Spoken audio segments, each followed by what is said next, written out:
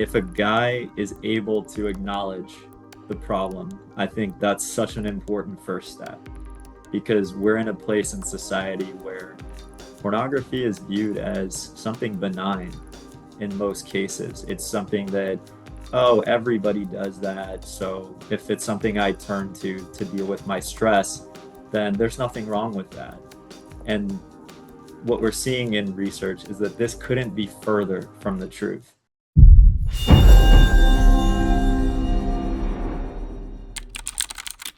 Today we have a guest with us that Rick will introduce in a minute, but for today, I want you to know this topic is one that it makes a lot of sense why a lot of women are asking this question. A lot of women lately have been asking us, what is wrong with these men? Which obviously there's a lot of understandable pain, a lot of questions, a lot of uncertainty, and a lot of just really shock of what it is that they're going through as a result of betrayal trauma from a porn addicted partner. So this question today, we're going to unpack it. We're going to learn a lot. We're going to dive deeper into the answer to this question and also what's going on for the women and why it makes so much sense that they're asking this. And as Katie mentioned, we do have a guest with us. He is a clinical neuroscientist. His name is Nate Shanok, and he is a member of our team here at Rewire for Success. So Nate, we'd love to have you introduce yourself a little bit more, share with everybody just a history of your experience and why it is that you decided to join our team here. Yeah, thank you for that warm welcome, guys. I'm very grateful for the chance to talk about this important issue. I know it's a sensitive topic and it's a timely topic. So I'm excited for us to unpack this more. And I'm also, in general, just very excited about the work we're doing as a team. I think pornography addiction is an issue that's affecting so many people in society. And it's something I've seen affect many lives in the clinical setting as well as relationships. So, the opportunity to be a part of a solution for this, not only at the societal level, but also really helping people to fine tune their relationships and create the best possible scenario that they can. This is an incredible opportunity for me that, once again, thanks for the opportunity. Thank you. We appreciate you so much.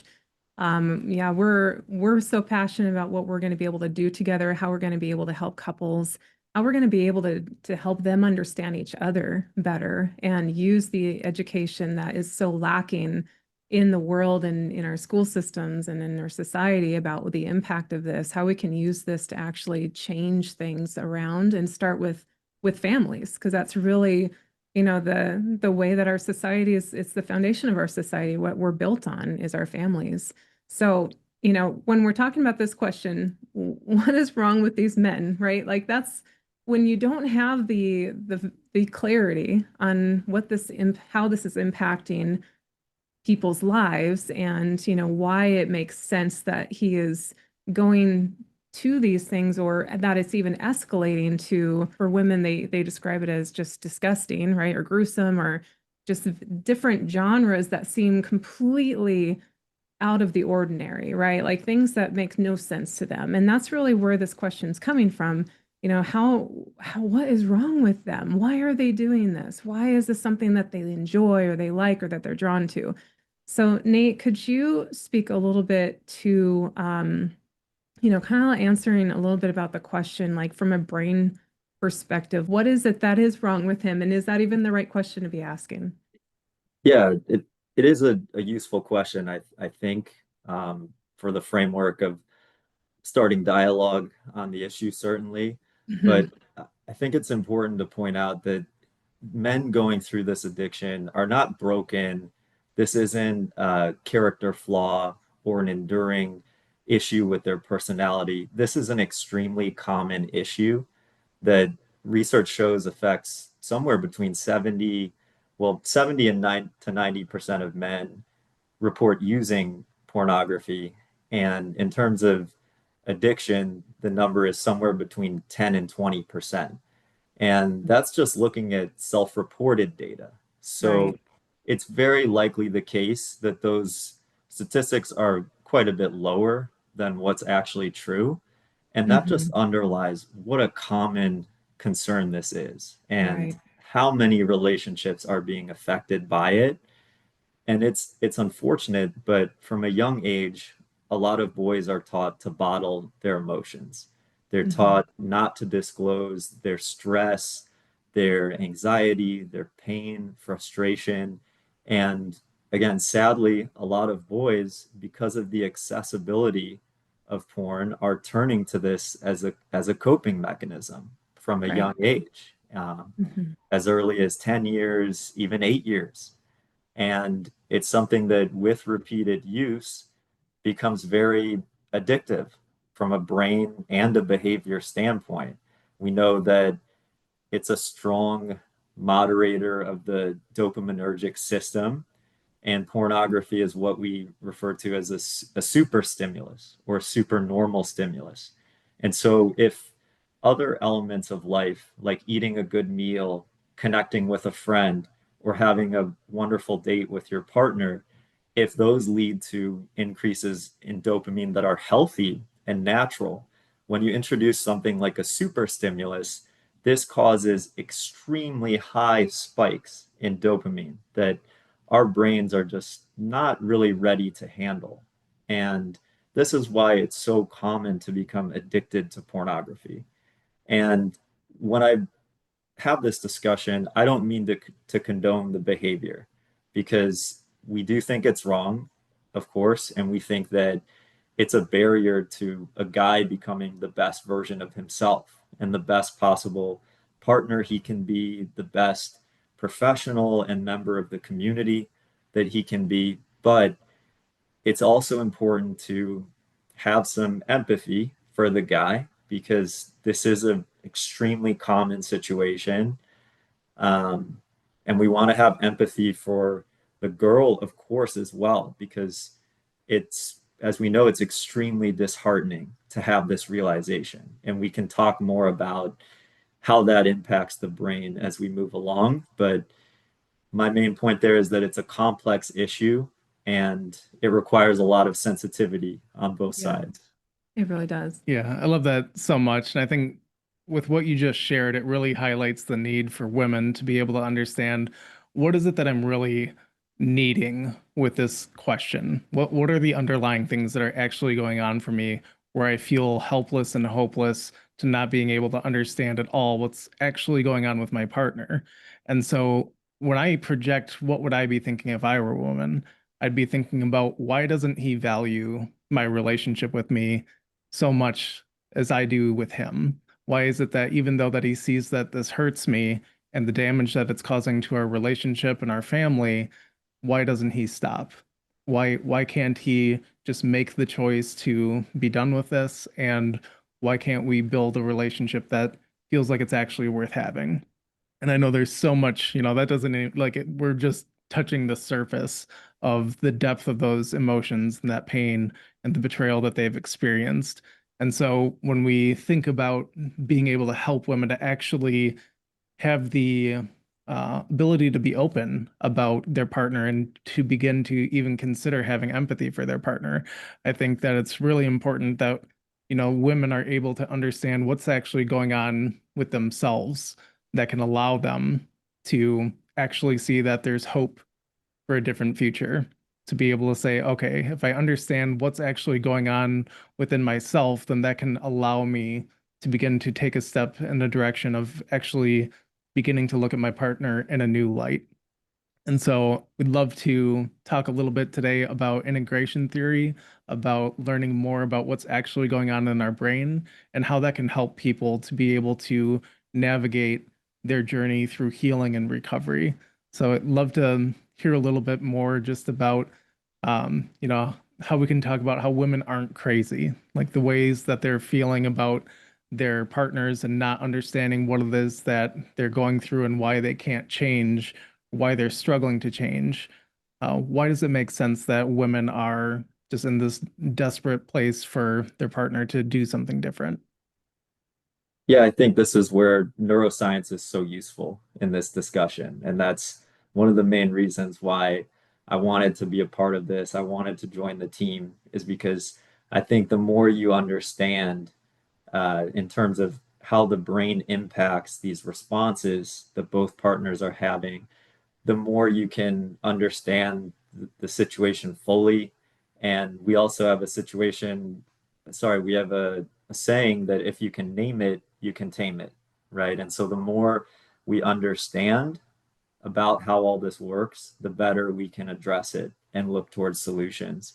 And from a woman's standpoint, when you find out that someone who you've trusted, someone who you've given all of yourself to, is using pornography, is essentially looking at other women or other sources for pleasure. And when that's discovered, that can be so disheartening, as we mentioned. And it's oftentimes that there's this response of feeling betrayed. And betrayal trauma is something we talk a lot about as a team. And from a brain standpoint, there's a little almond shaped structure in the limbic system known as the amygdala that essentially sounds the alarm that something is not right in our environment or there's some kind of threat to our safety. And when somebody experiences betrayal, especially from somebody that they've trusted for months or years, this is extremely difficult. And the amygdala suddenly perceives threats in many different situations. It could be a text message that's received by the partner late at night. It could be a work event that they have to attend. Understandably so, the trust is affected by this. Trust is broken in many cases, but it's so important to note that it can be repaired once again. And when we do have that amygdala sensitivity, this leads to sensitivity with the fight or flight system in the brain. So, from a woman's perspective, not feeling secure and not feeling trusting of the environment can lead to symptoms like chronic stress, also difficulties with focus and motivation, and then issues with feeling connected with other people. Because again, when you start a romantic relationship with somebody, you're sacrificing a lot. You're trusting a person entirely, right? So we're extremely empathetic to the response that the woman is going through. Um, but it's important to note again that this brain response can be rewired. There is a way to silence the alarm that is the amygdala, and there's a way to once again lower the levels of adrenaline and cortisol that are being pumped throughout the brain and the body that can make somebody feel very, very different and feel like they're not functioning the way that they normally do. Yeah. I can definitely speak to that experience myself and have had multiple instances of that type of betrayal trauma impact. And yeah, it can change. And I'm so thankful that Rick and I have put in the effort and work together that we have, because we can be living proof of that healing being possible. I will say that it is not a quick or easy process. It is something that takes a lot of time, evidence, and a lot of consistency and a lot of conversations and a lot of ups and downs. But the understanding, as we went through our journey and knowing more about what was going on for each of us, which we didn't have all of the understanding in the whole process. It was a gradual thing for us to do the research and realize what it was that we were actually experiencing and learn about each other's journey of what the other person's experiencing. Practicing, applying, failing, Yes, lots of failing. conversation after conversation. Right. Yeah, and continued betrayals in the process too, which that becomes so difficult for a woman to know, how do I bear that? Like, how do I keep going through this? This is deeply affecting me, and how am I ever going to heal if I continue to get betrayed, So that, unfortunately, like, I don't know how to I think it really comes down to, is there effort being shown in in creating change, right? Is he actually putting in the right work in the right areas so that that isn't an indefinite life sentence? Because the woman can't stay in that place indefinitely. That is actually a question I wanted to ask as we're touching on betrayal trauma. And, if a person is trying to rebuild trust, right? And it's not just because, oh, the person feels bad and, an addict feels bad for the betrayal and decides he doesn't want this anymore. I wish it were that easy, right? But recovery for the addict is not easy and it is complex. And for her, what do you believe is important for her to know is important that he is doing so that she can believe it's worth staying in the relationship? I don't know if that question makes sense. How does she know when it's a good thing to continue to journey with him and be put in that position where she's so susceptible to another betrayal? That's such a great question, and no two relationships are the same, right? So there is going to be some level of individual difference across what is needed from a partner, to be motivated to keep the relationship going. But from a neuroscience standpoint, we know that it does take time to rewire the brain. And you said that very well, Katie, that it's not an overnight process. It takes a lot of effort to rewire these circuits that have become altered from normal levels. And from a woman's standpoint, if a guy is able to acknowledge the problem, I think that's such an important first step because we're in a place in society where pornography is viewed as something benign in most cases. It's something that, oh, everybody does that. So if it's something I turn to deal with my stress, then there's nothing wrong with that. And what we're seeing in research is that this couldn't be further from the truth. When someone is addicted to pornography, it stunts their motivation, it lowers their mood and energy, and it creates a situation where they need more and more of it to function on a day to day basis. And so the first step being awareness. If a guy has an open discussion about how harmful it is and how motivated he is to stop and be the best person he can be, I think that's a great place to start for the couple to know that they have a path forward.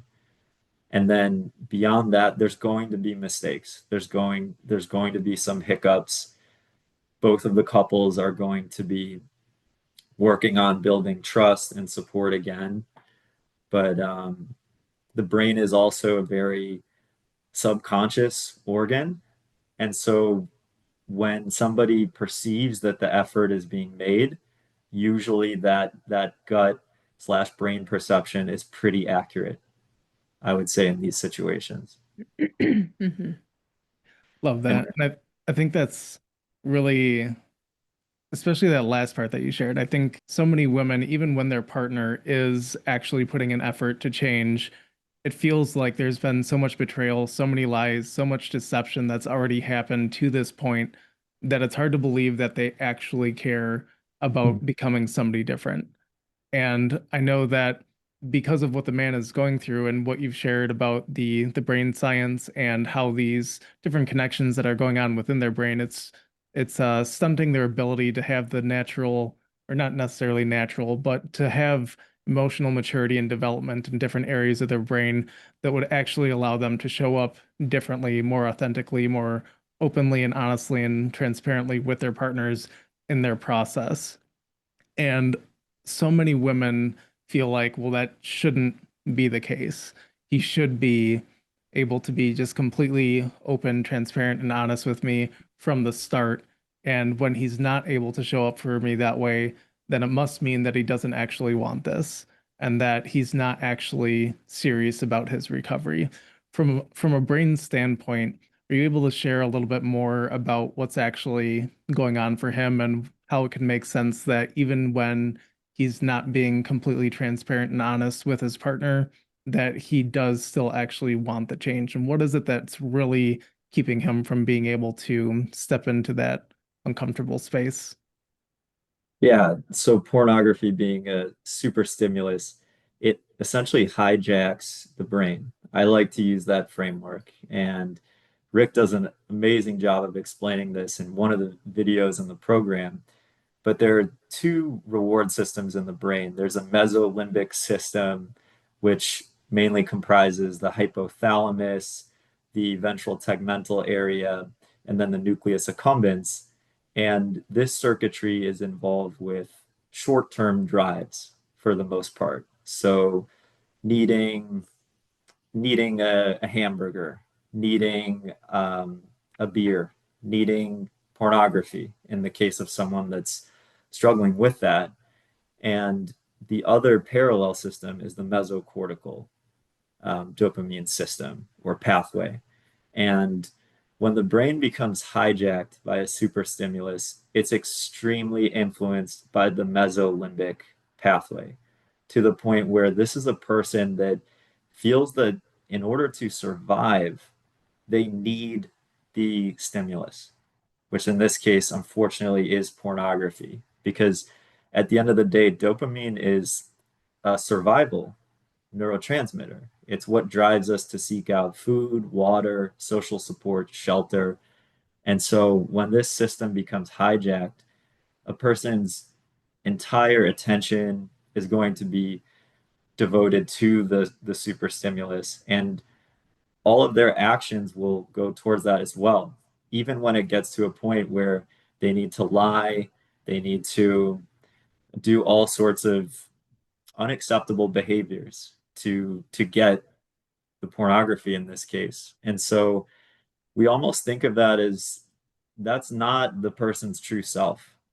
We can think of it that way. It is they are literally being hijacked by the pornography and the addiction. And so they may simultaneously have incredible intentions to be the best person they can be, but unless they've gone through a program and they've really carefully put in the work, they could be susceptible to those relapses again, even if they have the best intentions. Love that so much. And especially the highlight on doing something that's going to really help them be in a position where it's something that they're consistently working on. Because when you take everything that you just shared and you tie it in with what you were sharing earlier about how these are networks that are formed, over years and reinforced, that's really what we're needing to help men transform to, so that they can get to a place where they're no longer relying on pornography to be their sense of safety, right? To make new neural connections to where they can have safety within themselves without relying on pornography. And that takes time. It's not like we hear these things once and then it makes a connection and now everything's changed. But it can mean we hear these things once, or maybe we hear things a number of times and it clicks. And then we can say, I have hope and understanding for how I can change. I think that that's really where we come in. It's where it highlights the need that people do get help, because this isn't a, weekend intensive type thing and everything's going to be fine after that. This is a every single day I need to be intentional and deliberate with how I'm living my life if I want to get these connections and these reward pathways to actually be where I want them to be, so I can be the man that I've always wanted. There's even complex layers below all of that too when it comes to understanding why do we have these compelling draws to need these things, right? And that can even be things like childhood trauma, which I think a lot of this really does go back to childhood trauma for men. Specifically, even just exposure to pornography at such a young age is a trauma. And the impact of their brain from that age, day in and day out, is a trauma. Like they're literally their whole life going through that's just one example of the way that their trauma is coming into play with what they've gone through with this, and the way that they've then turned to it for coping, like you mentioned earlier, Nate. So, yeah, I think it's so important that, we understand just as a society, and that couples understand that this is not something where we just make the decision to change and don't want this anymore, and then it's just, okay, we're good now. In fact, that's kind of the story that Rick and I share a lot, even in our group and on our podcast at the start of a lot of podcasts is, that's how we began our whole journey, was me coming to him and saying, look, I'm realizing this isn't okay with me. I was kind of groomed to believe that porn was also no big deal. It was something that I needed to accept was normal for men, that if I had an issue with it, it was my insecurities. And then when we noticed that this was really interfering with our ability to feel connected, for him to even notice me in our sexual intimacy, there was so much going on that we began to notice.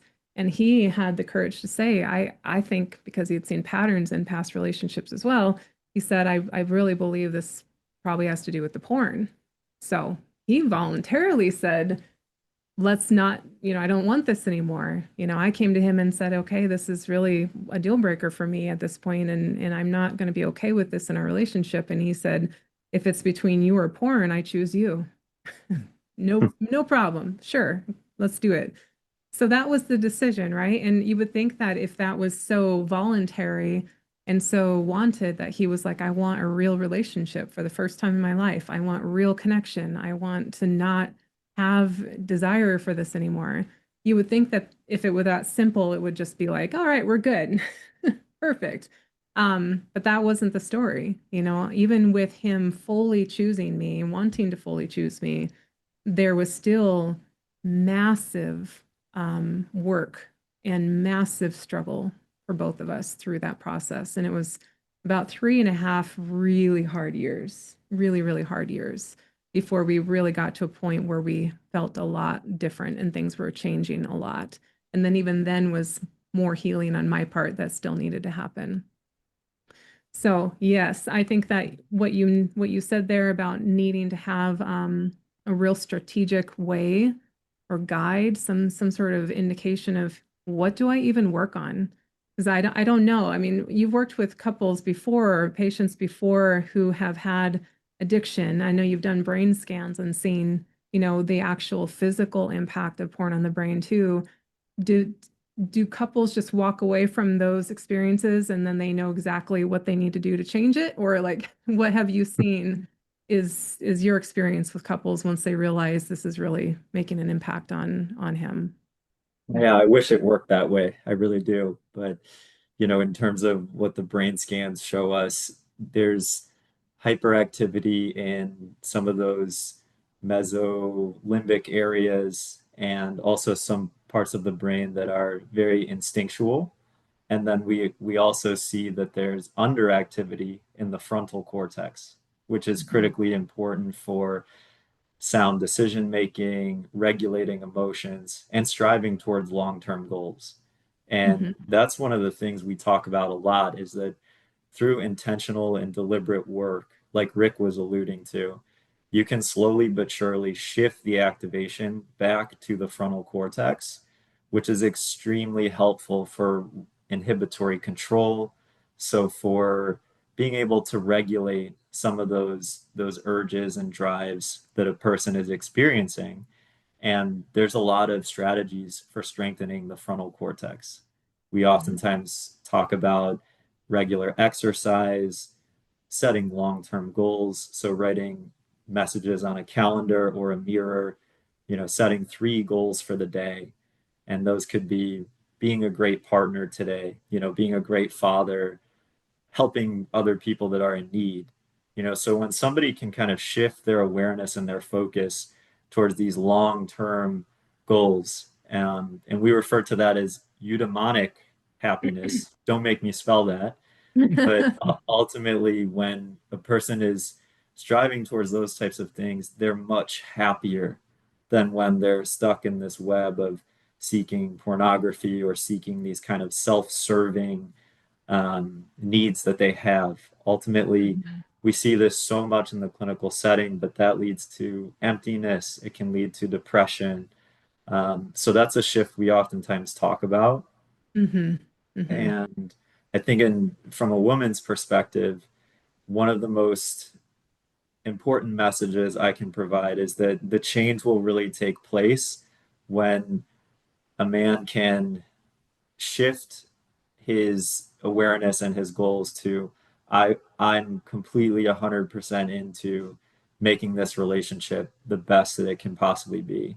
And Mhm. that a lot of people who have been successful end up saying after that sort of framework becomes embedded in them, in their conscious and subconscious awareness, this is when they're finally able to view pornography as this harmful thing, as this, damaging thing to our society that we just want to stay away from.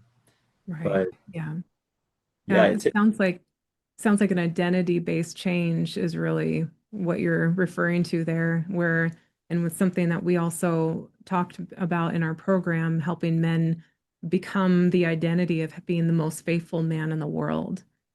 And what does that look like? We're not going for just being average or normal here. Like you said, we're striving to have the most amazing relationship possible. And that goal of how can we show up and be the best partner possible? How can we show up and be the most faithful partners in the world? Yeah, that's good. And then the other part you mentioned too about the dopamine sources, I think it's D1 and D2 dopamine is another term for that. So it's the replacement of that easy button dopamine for those long-term goal dopamine and that you can achieve that experience of dopamine even before reaching those goals. Like just being in pursuit of those goals is a huge source of dopamine that people don't really realize. Like, we don't need to only feel proud when we arrive at a destination, but we can be proud in pursuit of our destination. And that identity shift of I'm living to exist for that easy dopamine, for that really quick fix versus I'm living to exist for something I'm choosing and that I'm designing for my life or that I want for my life. Yeah. That's so and powerful. Agree. Yeah. Love it. that's so well said. And I want to circle back because I may have missed one point I was trying to make. Sure. From a female's perspective, from the woman's perspective, as a man is going through this, it can provide such a tremendous boost if he's going through this with his partner and he knows that he has the support of his partner, because ultimately then he can imagine that he's rebuilding something that's going to be incredible for both of them. Hmm. And so if I know there are a lot of questions on should I stay with him? Is he damaged beyond repair? And I think that this is something really important to consider is again, this is such a common issue for men, but we know they can be successful in overcoming this, especially if they have the support of their partner. 100%. And what you're sharing, it reminds me of a conversation that we had some time ago about you were working in a clinical setting and when you were working with men who were the patients and you were talking with their partners, helping their partners have understanding for what it was that was going on within their partner was helping them to have more capacity to endure the process that it was requiring for their change. And I think that's one of the hardest things that we continually see for women is that, yeah, I understand everything that you're saying here. Like everything we've discussed today, it's like, okay, sure, that logically makes sense. But what about me? What about all the pain of the continued betrayals, even as he's in his recovery journey? It can be such a hard thing to hold her journey in that separate truth of yes, your experience is still extremely valid. There's nothing wrong with you. And a lot of times women are just needing to know how am I able to get through the pain that he's continuing to cause me, even when he does say that he wants this. And Especially when the lack of empathy is there, mhm, because that's usually missing as a result of the impact of the addiction as well, is that ability to really emotionally connect to the impact this is causing on their partner. Yeah, and I think that's where having the discussion with both sides is so helpful. And for a guy to understand that his behaviors are causing this immense stress response in the brain of his partner, to where their amygdala is hypersensitive and their fight or flight or sympathetic system is constantly on, understanding that that's such a difficult way to navigate through life, being constantly on guard and not feeling content in the moment. That's such a driving force for the guy as well to feel bad and feel and atone for his actions, and that's such a powerful motivator, I feel. And I love what you guys are saying, which is just when you can have a discussion on the nuances of this conversation, it's so helpful because a lot of people who you seek advice from will just say that they'll either be in the camp of, oh, there's nothing wrong with pornography, it's a normal part of our society, or they may be in the camp of, that's unacceptable, you need to leave him right away. And it's complicated. People are so complex as we see at the brain level, but ultimately ultimately we'll know when the other person is making a genuine effort to understand our perspective and then also putting the work in to really heal the relationship. Mm-hmm. Love that. And what I really think about as you're sharing that last piece there is I think about you being in a room with a man and a woman. And for them, it's really easy to see that he's putting in the effort. Like they're in this office, they're at the facility, they're working with you, she's in conversation. You know, obviously there's going to be a lot of different dynamics at home with that couple as well that they can be sharing and talking about what that journey is looking like. And that's one of the biggest things that we provide opportunity for too with the work that we're doing with couples is no longer is it that, you know, he's on his own journey, he just needs to figure himself out. And I'm just like praying as the woman that he's doing everything he needs to do. It's really about, hey, let's learn about what's going on in your brain, what's going on in my brain. What is it that we actually need to do to restore and rebuild this relationship? And are we on that process? Are we actually both witnessing the changes that we need to in order to feel confident that he is serious about his recovery and that he is taking those steps? Yeah. It's really unfortunate sometimes what we see pretty often is that the men are eventually in a good place, as well as they possibly could be, and their partner is just still not able to believe them, not able to trust them. They're still struggling with the betrayals and PTSD type symptoms. There's a lot of impact there. And, you know, what we believe that we help do for couples like that is we kind of help go back and redo the process in a way that helps her healing to be able to occur. Because when, like, if you get from point A to point B and the woman doesn't get to see that process, the journey or the changes or how those changes happened, she's in the dark. She has nothing to base her reality on.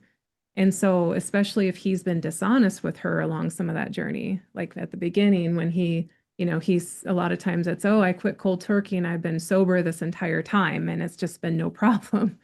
And, you know, the reality probably is that he had relapses and he wasn't honest with the things that he was struggling with, but somehow maybe he figured it out. Or maybe even that he's still struggling and he's not perfect, but he's still trying to figure it out.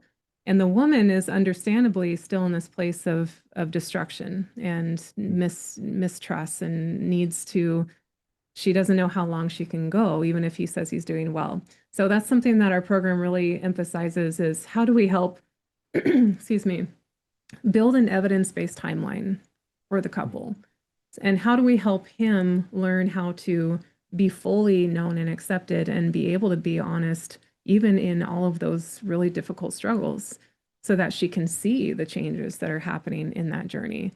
Because that's where the building of trust happens, is in that journey. And that's where the connection emotionally also begins to reestablish through that journey. So again, yeah, I think it's so critical that not only that the couple understands what's going on in themselves and in their brain, but in each other, and that he understands what her healing journey looks like too.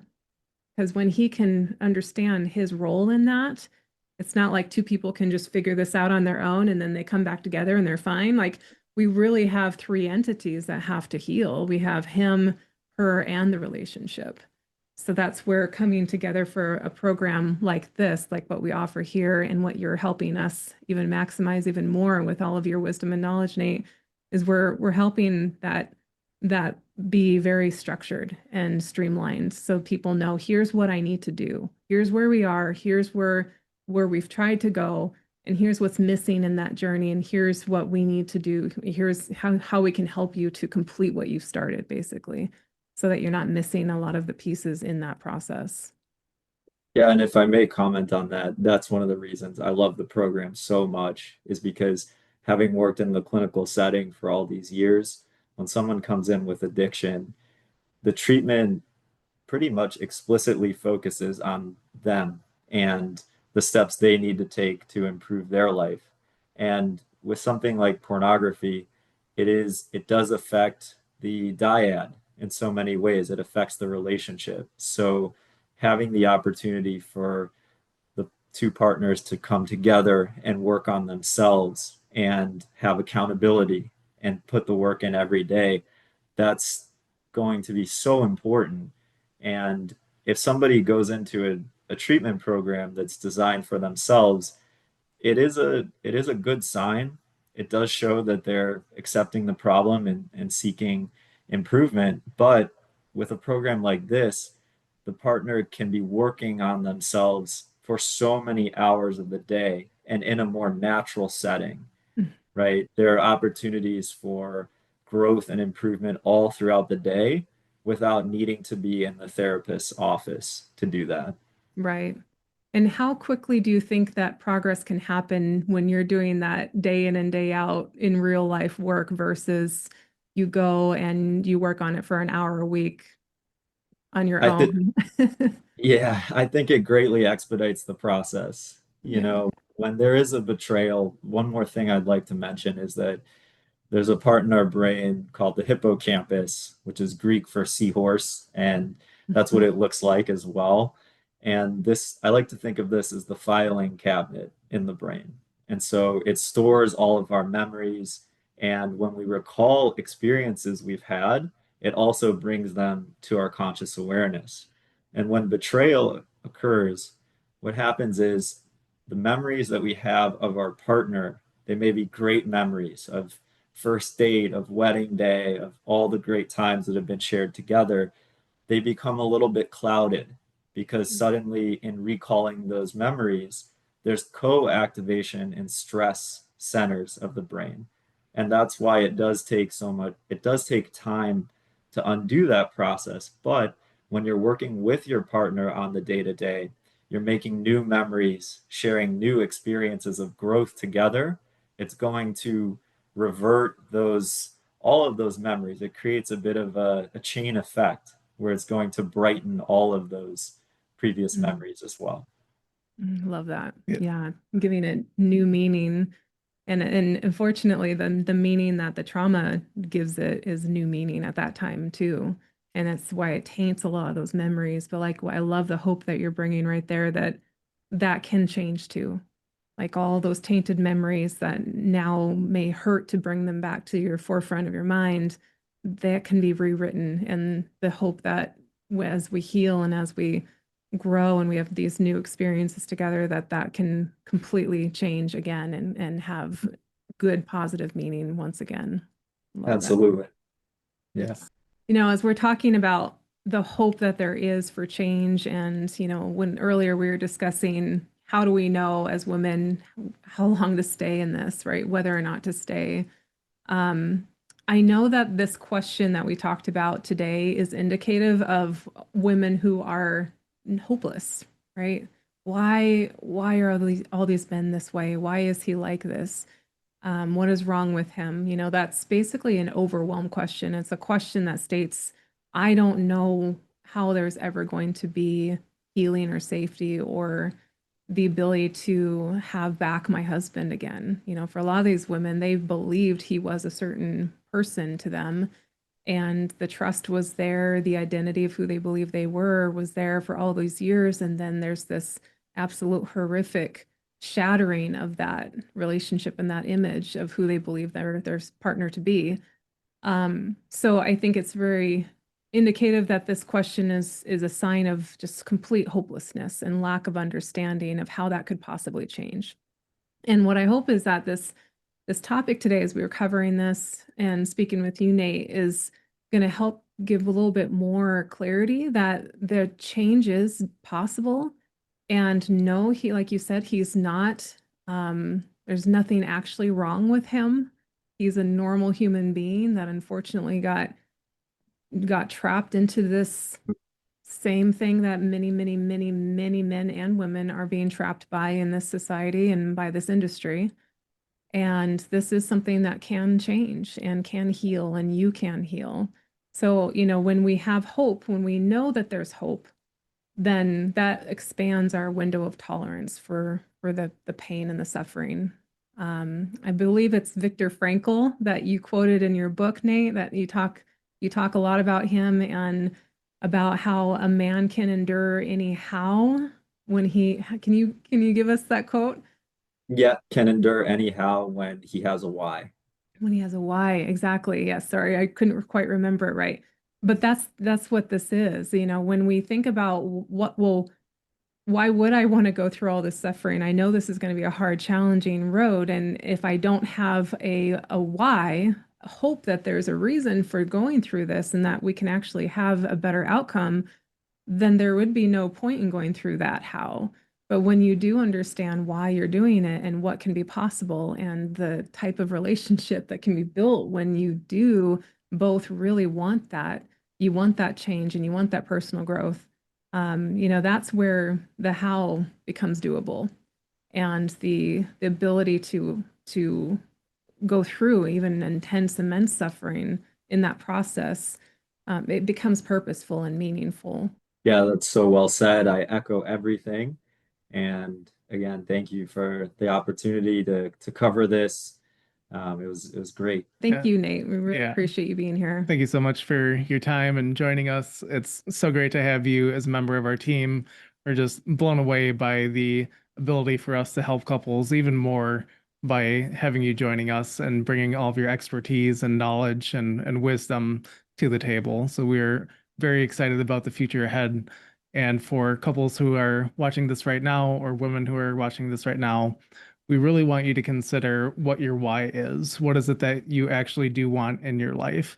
And if this has helped you to have a glimmer of hope, we definitely want you to reach out to one of our couples recovery advisors and engage with them in the conversation and just begin to explore different ways that maybe you can engage with your partner a little bit differently that can help you guys to begin to be on the right trajectory that you want. Thanks again, Nate, for joining us. And thank you, everyone else, for joining us. Have a wonderful week. We'll see you next week. Take care.